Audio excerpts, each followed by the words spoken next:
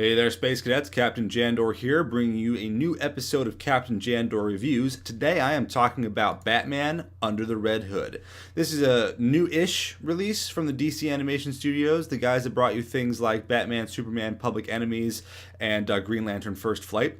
DC's actually been doing a number of direct-to-DVD releases lately of their major franchises in the animation vein. And from what I've seen, a lot of them are pretty good. And Batman the Red Hood, I just found on Netflix the other night. I've been wanting to see it since it dropped however long ago it first came out on DVD. And I have to say, it did not disappoint. This is a really dark Batman story, first of all. It's about an hour and 10 minutes long, so it's short, not going to take you too much time out of your day to watch it. It features some really awesome voice talent, including Neil Patrick Harris, which I was pretty pleased about, as Nightwing, which was awesome, because Nightwing's in it, and that's awesome. You've got it's set later on in the Batman continuity, where they've already gone through, the first Robin has already become Nightwing and sort of moved on. And so the story starts with Bruce and second Robin. And I don't really want to spoil anything. I don't want to say anything about the story other than to say that it's really good. It's incredibly dark. It has a number of interesting villains in it. And it's not what I would call a twist. Like, you sort of know exactly what's going on right from the get-go. Like, you know, who the identity of the bad guy is, like, or this new person in Gotham. It's pretty obvious.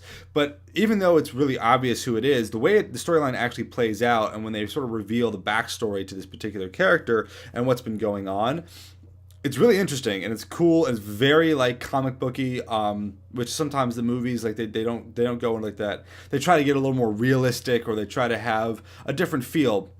The nice thing about some of these animated features is that they can be very comic book while also having some pretty solid animation. It's got a great feel to it, dark tone. The writing's pretty solid, decent dialogue, some really, really slick action sequences, actually.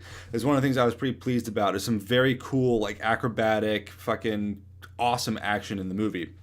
Okay, fine. So I've sort of gushed about it for a little bit. Things to note, things that might be a little weak. Brings back a relatively consistently recurring villain. One of the things I wish I'd see more in Batman movies is somebody other than, well, I'll go ahead and say it's not that much of a spoiler. He's in the opening 2 minutes. The Joker. I wish I saw somebody other than the Joker. I mean, he seems to be in everything, and I can understand why. He's a brilliant villain. Brilliant on so many levels. And he's really awesome in a top form in this, and just fucking evil.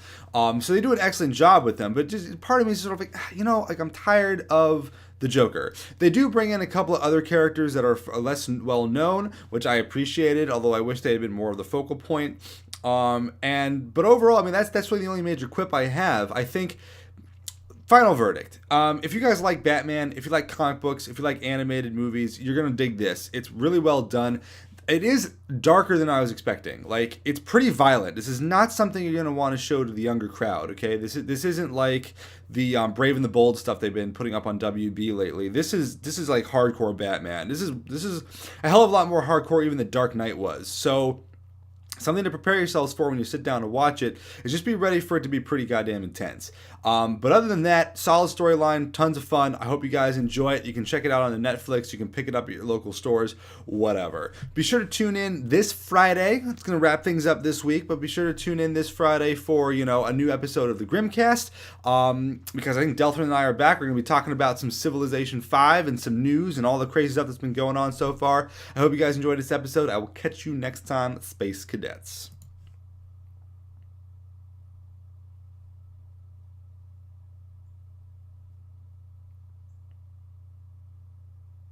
But yeah, some seriously cool action, guys.